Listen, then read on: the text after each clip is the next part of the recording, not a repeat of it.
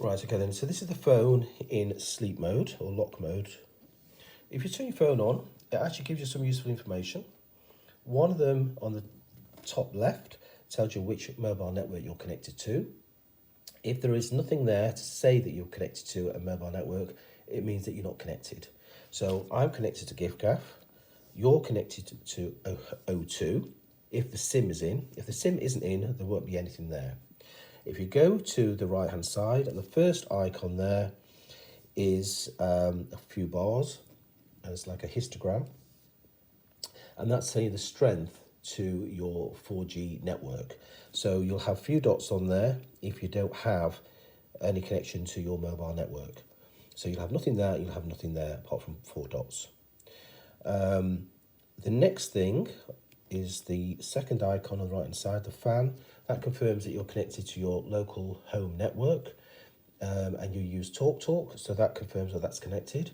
That's important because it means that when you are using your phone to search anything on the internet, or if you want to make certain type of audio calls or indeed video calls, it would be connected to your home network and you would have a rock solid connection. So that should be fine. And you need to make sure that it's on. If it's not, we need to work out how to connect it to your local network, because it will just mean that your phone will work far more efficiently than it is at the moment. The third icon along is simply the battery level. Face ID, there we go. Right, okay then, so it's all about the swipes. And there's 4 directions that you can swipe in. You can go from left to right, so this is my left hand and this is the right hand. So if I swipe from left to right, you get a search bar, so you can type in something that you're looking for, and I've got the rail card there, but if I was to put the rail card, it would come up. So if you're searching for an app you can't find, if you put that in, it will find it for you. You can also search for other things and it will then go on to look on the internet as well. So that's what that's about. It also gives you a few status of a few other things as well. Let me just close that down. And some messages and various other things can appear on there as well. So that's on the left hand side. If you switch back, this is taking you back to the home screen. I don't know what's on your home screen, but that's the main one that will always connect to, switch to when you switch your phone on. So that's on the left. This is the right. So there's the first screen. There's the second screen, third screen, fourth screen, fifth screen, and then eventually it will get to this, and that's the end of all your screens. You can't go beyond that. Now I've got lots of icons on there, lots of apps, and that's why I've got so many pages. You may only have 1 or 2. So let's cover that. And then we're back to the search bar. So that is the home page. So it's just swipe, swipe, swipe, swipe, swipe. But just be careful how you do it. It should just work as simple as that.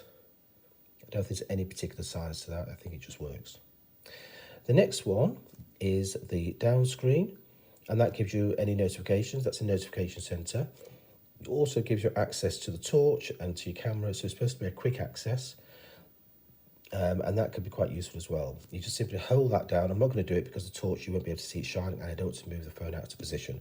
If you hold that down, when that's on, the torch is on.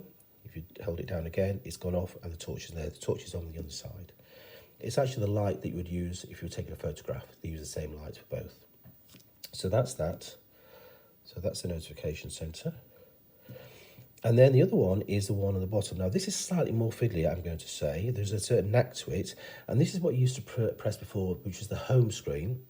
And what happens is, every time you open an app, it stays open. And therefore, it can be running in the background and consuming battery energy. It's not so much of a problem when you're at home because you can just charge your phone. But if you're out and about, and you've got all these things running in the background, your phone can actually lose some of its energy and you may not be able to make phone calls. Not really a big worrying thing, but it just could happen if you've got things running in the background. So what you can do with this, Face ID again, is when you swipe up, it shows you all the apps that are currently open on my phone. It's like a little Windows thing. So what I can do is swipe up and it closes that app down. Swipe up, closes the app down. Camera slows it down. WhatsApp closes down. Messages, Safari, Messenger, To Do, Facebook, favourites, the heating system, music, settings, and the photographs. So if you do it again, there is nothing for it to do. You can see it keeps doing that.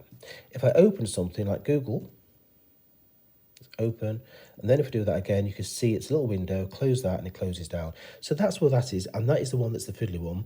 It's not massively fiddly, but it's just useful to know how to close apps down so they don't carry on running in the background and consuming energy. So that's all about the swipe, and that has been 5 minutes. That's quite a long video. So I'm going to leave it there, and that covers that particular aspect.